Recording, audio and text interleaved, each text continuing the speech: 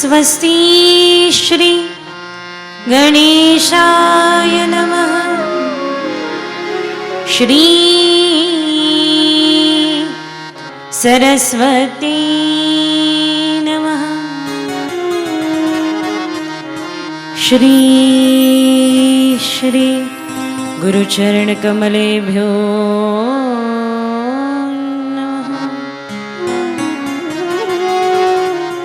श्री सच्चिदानंद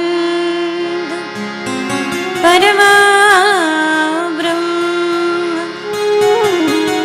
समर्थ सद्गुरु श्री संत ज्ञानराजाय नमः।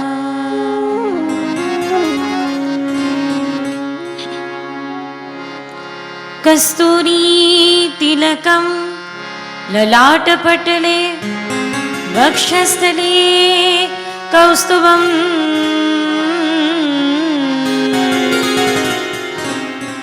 नासाग्रे वरमौक्तिकं करतले वेणुकरी कंकणम् सर्वांगे हरिचन्दनं सुललितं कण्ठे च मुक्तावली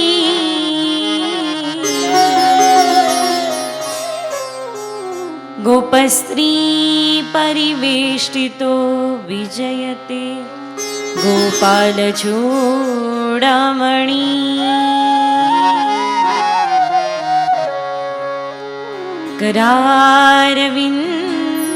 करारविन्देन पदारविन्दम्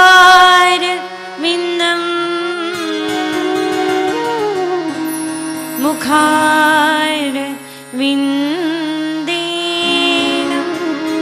विनिवेशयन्तम्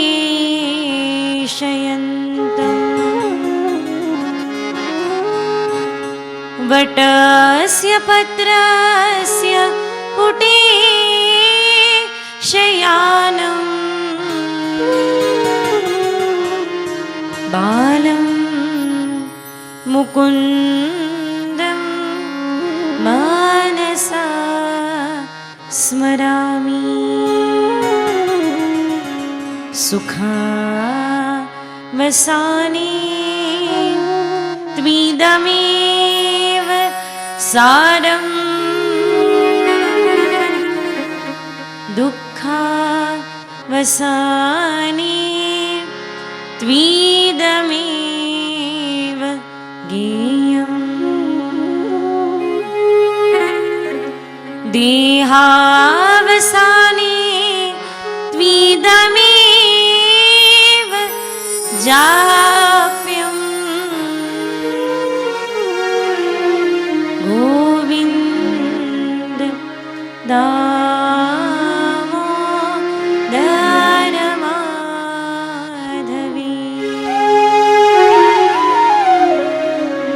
माता यशोदा हरि को पुकारे जागो उठो मोहन नैन खो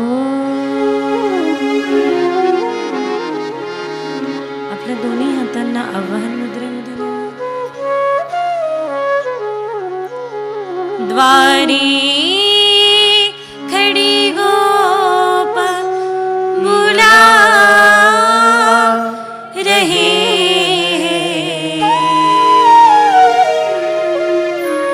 द्वारी खड़ी गोप बुला रहे गोविंद दामोदर माधवी हे कृष्ण यादव हे सखी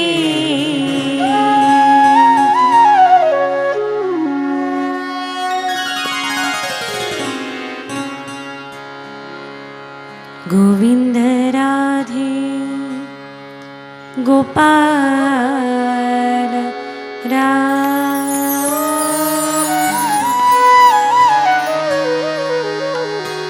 गोविंद गोविंद गोपाल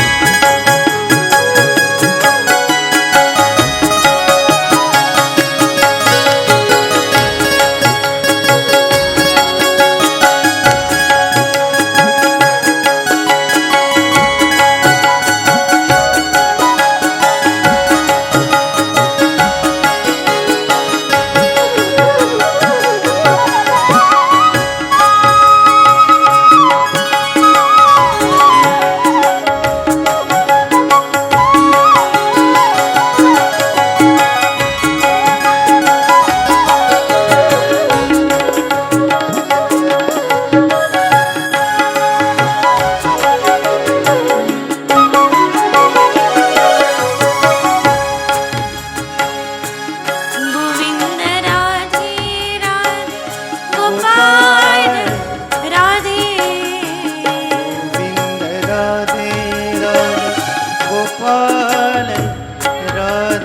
गोविंद राधे गोपाल राधे गोविंद राधे राधे गोपाल राधे गोविंद राधे गोपाल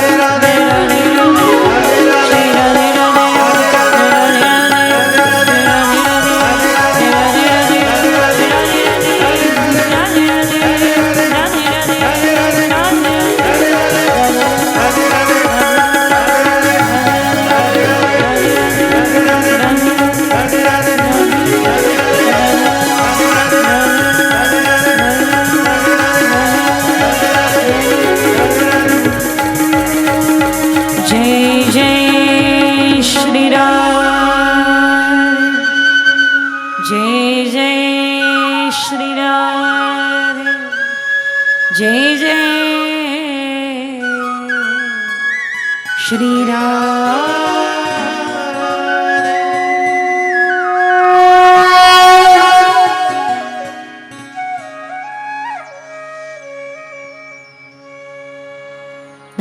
सद्गुरुं शान्तं सच्चिदानन्दविग्रहं पूर्णब्रह्मपरानन्दम् ईशानन्दिवल्लभं माधुर्यरसकल्लोळां शिवशक्तिरूपिणीम् अमृतानुभवार्थाय वन्दे न्यानेशनन्दिनीम्। नित्यप्रति आराध्य भगवान गोपाल कृष्ण, आराध्य श्री राधा जी, उपस्थित समस्त माता भगिनी, साधू संत आत्मागण, आपण सर्वांना प्रणाम करून हे परमपवित्र स्थान, भागवतामध्ये स्थानाला खूप महत्त्व आहे। कथा कुठे सुरू आहे याला खूप महत्त्व आहे। माऊलींच्या श्री संत ज्ञानेश्वर महाराज यांच्या पदस्पर्शाने अत्यंत पवित्र झालेली ही आळे फाटा, आळे पुण्यनगरी,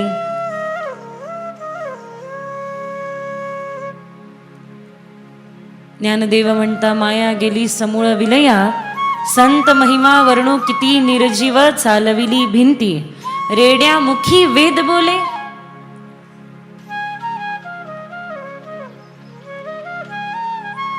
बऱ्याचदा विचार केल्यानंतर प्रश्न पडायचा की ही समस्त प्रकृती संतांचं कसं काय ऐकते, किंवा संत म्हणतील त्यानुसार या प्रकृतीचे कसे काय बदलाव होतात। एक फार सुंदर कथा आहे, पुराणांमध्ये वर्णन केल्या गेलेली, पण त्याला आपल्या जीवनाशी आपण अनुभव करू शकतो। जीवनसृष्टी उत्पत्ती झाल्यानंतर ज्यावेळेला समस्त जगतामध्ये अंधकार, अज्ञान याचा प्रसार झाला, त्यावेळेला मात्र सगळे देवता ब्रह्माजींकडे गेले। ब्रह्माजी, जीवसृष्टी फार सुंदर आहे, पण जीवसृष्टीमध्ये असलेला जो अज्ञानरूपी अंधकार आहे तो फार बिकट आहे, तो फार कठीण आहे, याला बाहेर काढण्यासाठी काहीतरी करायला पाहिजे। भगवंतांनी नारायणाचं चिंतन केलं। ब्रह्माजींनी, नारायणांनी एकच वचन सांगितलं की वारंवार पालन पोषणासाठी माझा अवतार झालाय, पुन्हा एकदा मी अवतार घेणार, पण ब्रह्माजी माझी एक अट आहे, सगळ्यांचं अज्ञान थांबवण्यासाठी अंधकारातून प्रकाशामध्ये तमसोमा ज्योतिर्गमय यासाठी प्रशस्त होण्याकरता मी अवतार घेणार, पण एक अट आहे, एक प्रतिज्ञा म्हटली तरी चालेल। वास्तविक पाहता ब्रह्माजी, तुम्ही एखाद्याच्या नियतीमध्ये, एखाद्याच्या भाग्यामध्ये, एखाद्याच्या जीवनामध्ये काही लिहून ठेवलेलं असेल तर ते बदलत नाही।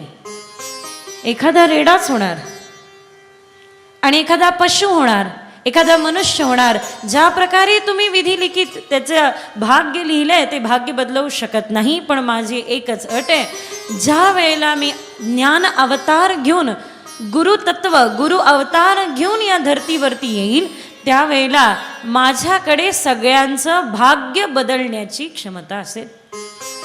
एखाद्याच्या भाग्यामध्ये जर का काही लिहिलेलं असेल तर ते भाग्य बदलवण्याची क्षमता फक्त माझ्याकडे असावे। आणि त्यावेळेला ब्रह्माजी तयार झाले आणि पूर्ण सद्गुरु, गुरु तत्वरूप दत्त परमात्मा अवतरित झाले। ब्रह्मा, विष्णू आणि महेश्वर सामोरी बसले। तो ज्ञान अवतार आहे आणि एकमेव गुरुतत्व असं आहे की ज्यांना शरण गेल्यानंतर ह्या ज्या भाग्यामध्ये लिहिलेलं आहे ना ते देखील बदलतं। मी म्हणतही असते कधी कधी, तेरी किस्मत का लिखा तुझसे कोई छीन नहीं सकता, तेरी किस्मत का लिखा तुझसे कोई छीन नहीं सकता, पर अगर गुरु की रहमत हो जाए तो वो भी मिल जाता है जो तेरा कभी हो नहीं सकता।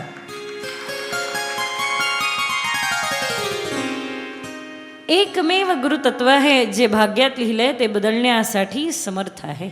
लक्ष आहे ना, ऐकताय ना?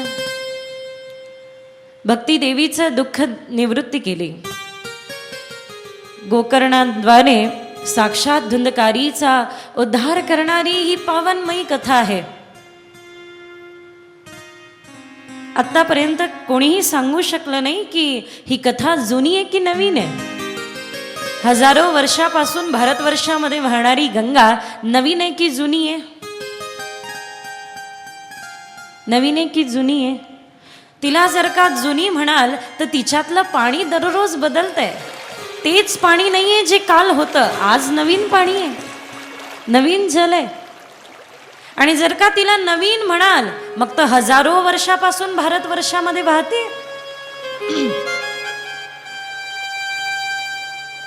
हजारो वर्षापासून भारतवर्षामध्ये वाहणारी गंगा दररोज तिचं पाणी बदलतंय म्हणून ती नवीन आहे, पण अनंत कालापासून वाहते म्हणून ती जुनी देखील आहे.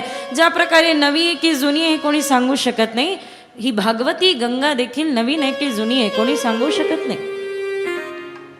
आणि प्रकाट आहे, फार अद्भुत आहे. इथे जो कोणी येईल या आश्रयाला त्याच्या जीवनामध्ये त्याचा सुगंध दरवळत राहील. बघा ना, हे बघा,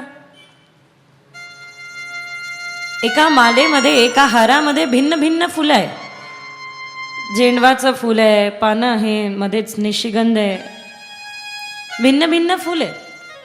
एका वेगवेगळ्या फुलांचा वेगवेगळा सुगंध आहे, वेगवेगळा धर्म आहे, वेगवेगळं अस्तित्व आहे. पण ज्या वेळेला त्याचा गुलदस्ता करतो ना, जरी भिन्न भिन्न यांचं अस्तित्व आहे, पण ज्या वेळेला त्याचा गुलदस्ता करतो त्यावेळेला झेंडूच्या फुलाच्या बाजूला जर का गुलाबाचं फूल जोडलं ना, छान दिसतं, सुंदर दिसतं.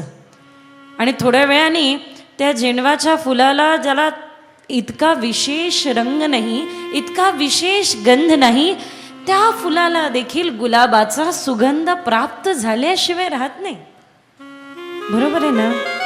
अगदी त्याच प्रकारे आपलं जीवन कोणत्याही रंगामध्ये असो, कोणत्याही स्थितीमध्ये असो, भिन्न भिन्न अवस्थांमध्ये असो, पण ज्या वेळेला श्रीमद भागवत रूपी पुष्प गुच्छामध्ये ते गुंफल्या जातं, आपोआप या गुलाब रूपी भागवताचा सुगंध आपल्या जीवनात दरवळायला सुरुवात होऊन जाते.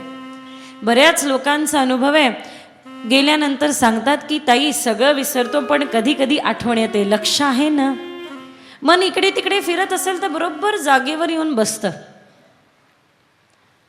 कधी कधी भागवतातले एक एक शब्द एकेका प्रसंगाला आठवतात, एक एक कथा एकेका प्रसंगाला आठवतात की अरे माझ्याही जीवनामध्ये कधीतरी अशीच धुंदकारीसारखी कुसंगती घडली, पण गोकर्णासारख्या संतांनी येऊन माझ्याही जीवनाची दिशा.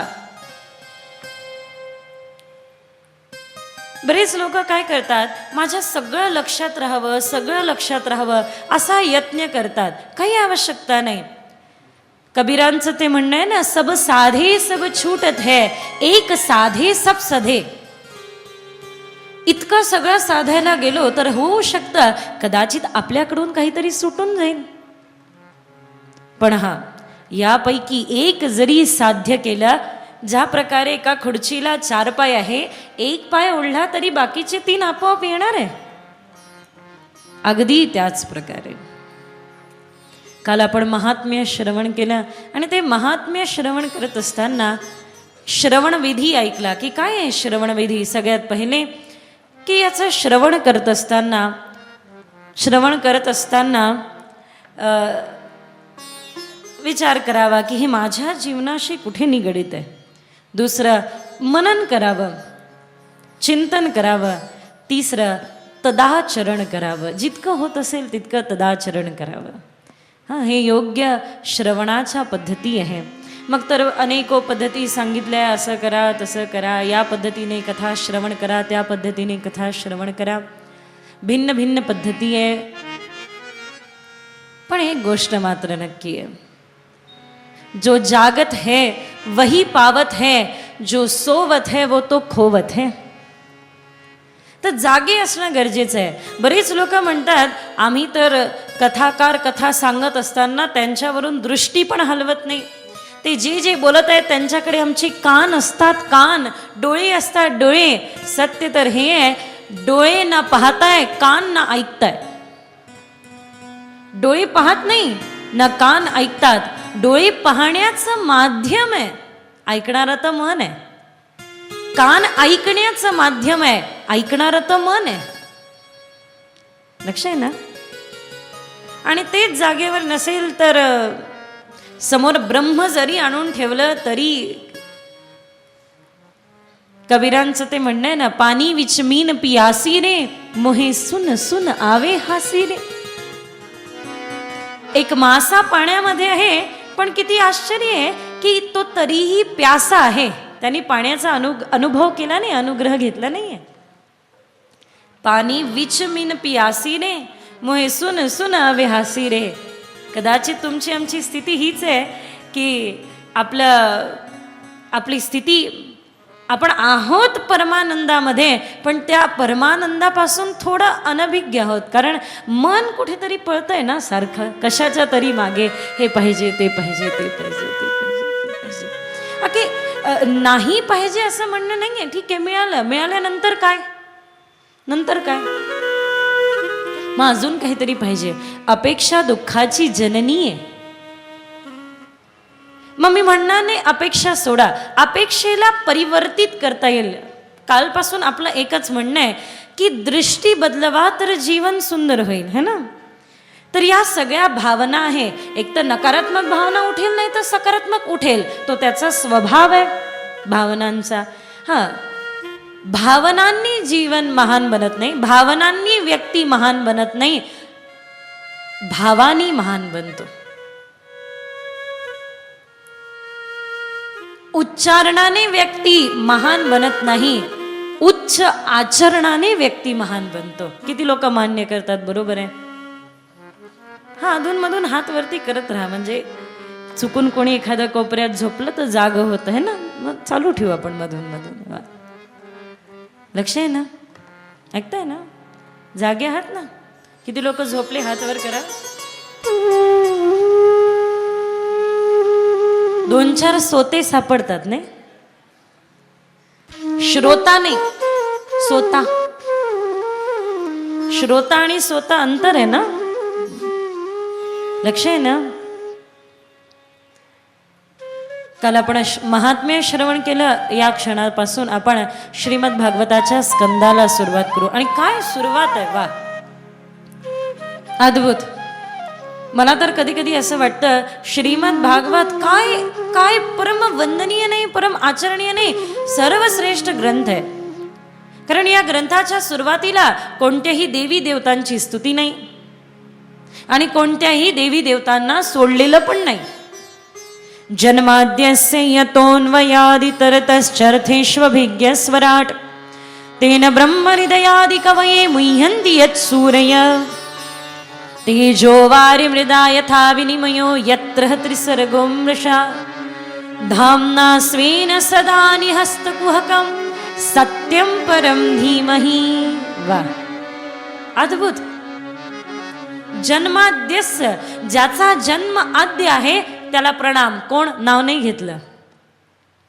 तेजो वारी मृदा यथा विनिमयो, जो सूर्याच्याही पलीकडे तेजस्पुंज आहे तो. कोण? नाव नाही घेतलं. मृदा यथा विनिमयो याचा अर्थ काय? बऱ्याचदा असं वर्णन केलं जातं की योगी मुनी, साधू संत मायेमध्ये अडकत नाही, पण योगी मुनी साधू संत ज्याच्या स्वजन मोहिनी मायेमध्ये अडकण्याची इच्छा ठेवतात आणि म्हणून म्हणतात काय? तुका म्हणे गर्भवासी सुखे घालावे आम्हासी. मान्य आहे, वारंवार जन्माला न येण्यासाठी चाललेला हा पराक्रम आहे, पण असे साधू संत देखील म्हणतात सुखे घालावे आम्हासी. का? तेजो वारी मृदा यथा विनिमयो यत्र त्रिसर्गो मृषा धाम्ना स्वेन सदा निहस्तकुहकं. जो प्रत्युत हिरण्यगर्भा ब्रह्मा नाहीये, हिरण्यगर्भा ब्रह्माचाही जो रचयिताचं स्थान आहे तो. कोण? नाव नाही घेतलं. आणि सगळ्यात शेवटी सांगितलं सत्यं परम धीमहि, तो सत्य स्वरूप आहे. धर्मन दूसरा सत्य समाना आगम निगम पुराण वखा.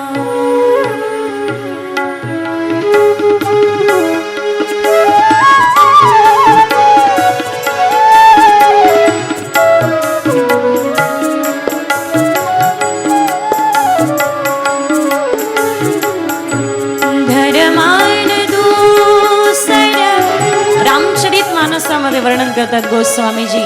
धर्म ना दूसर सत्य समाना, आगम निगम पुराण बखाना. धर्मान दूसर सत्य समाना, आगम निगम पुराण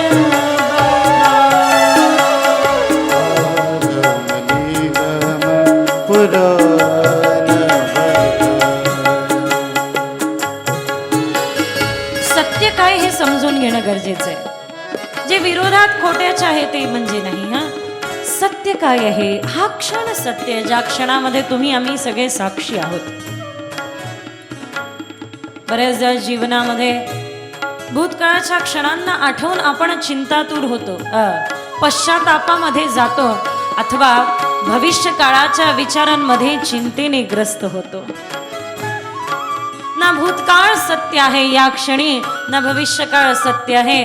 सत्य तर हा वर्तमान आहे, ज्या वर्तमानामध्ये तुम्ही आम्ही सध्या आहो, आणि जो आनंदाने परिपूर्ण आहे, कुठल्याही प्रकारची चिंता नाही.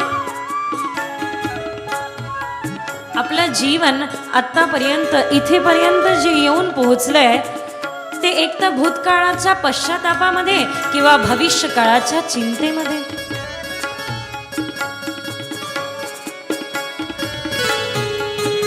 पण गोस्वामीजी महाराज फार सुंदर सांगतात, वर्तमान क्षणामध्ये जो आहे, सजग जो आहे, तोच धर्म आहे.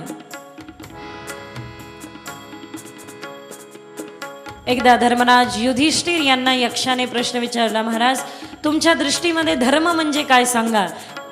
त्यावेळेला यक्षाने प्रश्न विचारला, धर्म म्हणजे काय. धर्मराज युधिष्ठिर, धर्माचे राज, ज्यांनी धर्माला समजलं ते सांगतात, माझ्या दृष्टीमध्ये धर्म म्हणजे सजगता. जो जागा आहे तो धर्मवान आहे, आणि तेच सत्य आहे. धर्मान दूसर सत्य समाना, आगम निगम पुराण बखान, आगम निगम पुराण. धर्म प्रोजित कैतवोत्र परमो धर्म निर्मत्सराणाम सताम. परम धर्म काय. चला, धर्म म्हणजे सत्य. परम धर्म तर भगवंताची कथा आहे, जी जीवनाची व्यथा दूर करते.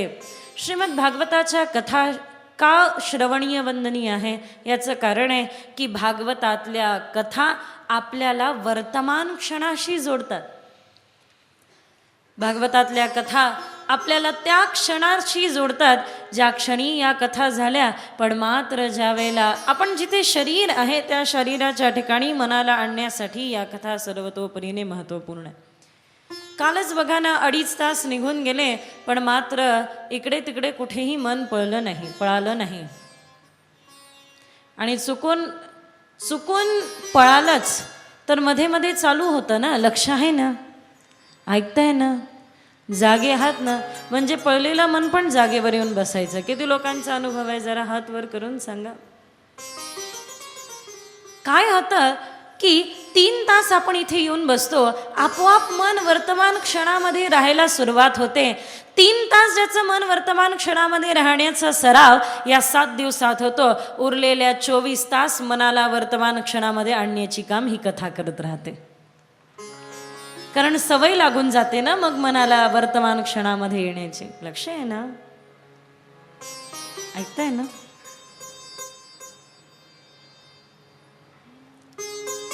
सत्यम परम धीमही, त्या सत्याचा नेहमी विजय होत राहो. जे सत्य तुम्हा सर्वांमध्ये स्थित आहे, म्हणजे त्या वर्तमानाचा नेहमी विजय हो. फार सुंदर मंत्र आहे. मी तर म्हणेल मंत्र नाही, महामंत्र आहे. जरा डोळे बंद करूया, ताठ बसू आणि काही वेळ सत्यम परम धीमही या महामंत्राचा उच्चार करू. श्वास घेऊ, श्वास सोडत असताना सत्यम परम धीमही या महामंत्राचा उच्चार करू. कारण हा महामंत्र आपोआप मनाला वर्तमान क्षणाशी जोडेल. डोळे बंद करू. मंत्राचं कामच ते आहे. मन्नात त्रायते इति सहमंत्र, मनाला तारून नेणे. जसं जलामध्ये एखादा दगड टाकल्यानंतर त्यामध्ये तरंग उठतात, त्या प्रकारे अस्थिर मनामध्ये जर का एखादा मंत्र घेतो तर ते मन आपोआप त्या ठिकाणी त्या मंत्राद्वारे स्थिर होतं. डोळे बंद करू आणि या महामंत्राचा उच्चार करू. एक दीर्घ श्वास घेऊ. सत्यम परम धीमहि. माझ्यासोबत म्हणूया. सत्यम परम धीमहि. सत्यम परम धीमहि. सत्यम परम धीमहि.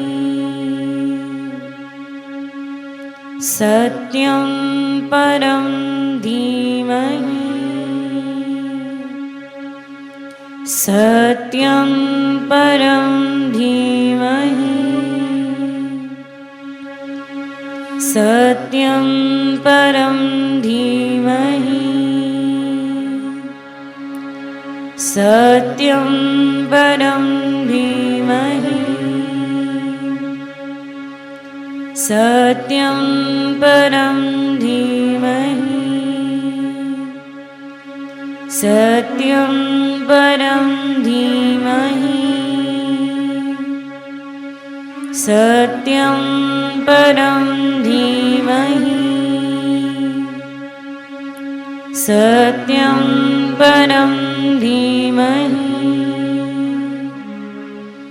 सत्यम परम धीमहि. सत्यम परम धीमहि. सत्यम परम धीमहि. सत्यम परम धीमहि.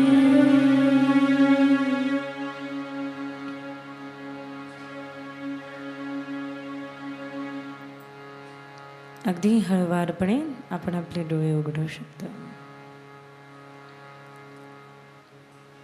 एक भजन करू आणि कथेकडे जाऊ. आनंदमयी चैतन्यमयी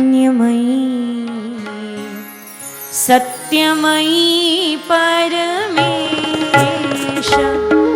आनंदमयी चैतन्यमयी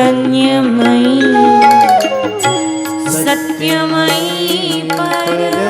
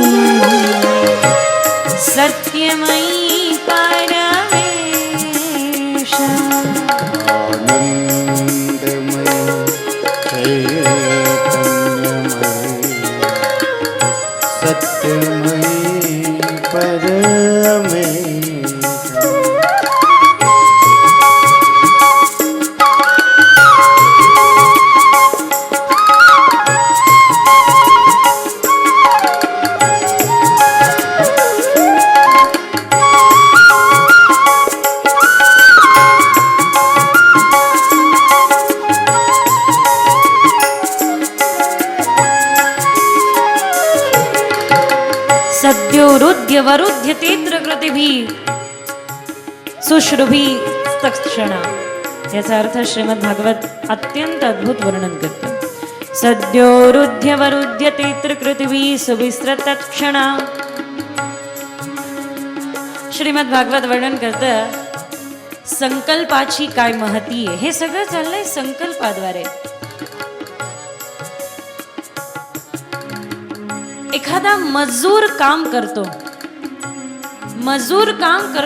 साधक संकल्प घेतात आणि साधकाच्या संकल्पाद्वारे कार्य सिद्ध होतं. लक्ष आहे ना.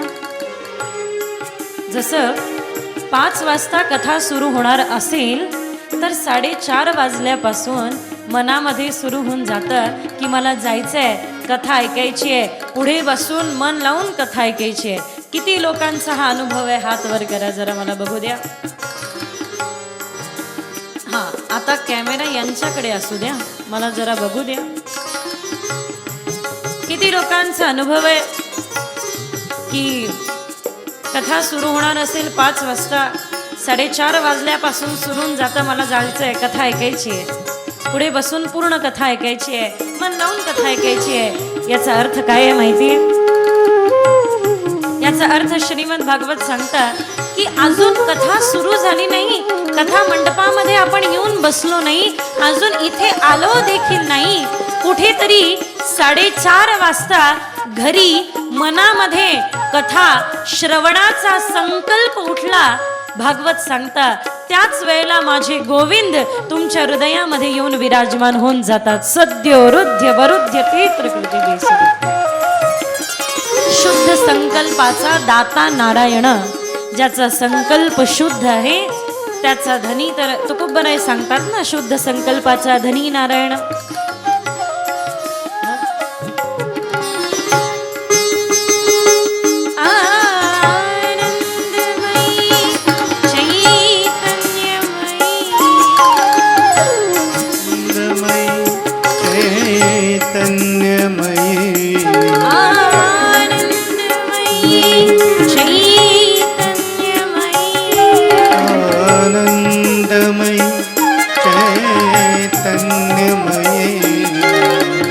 सत्यमयी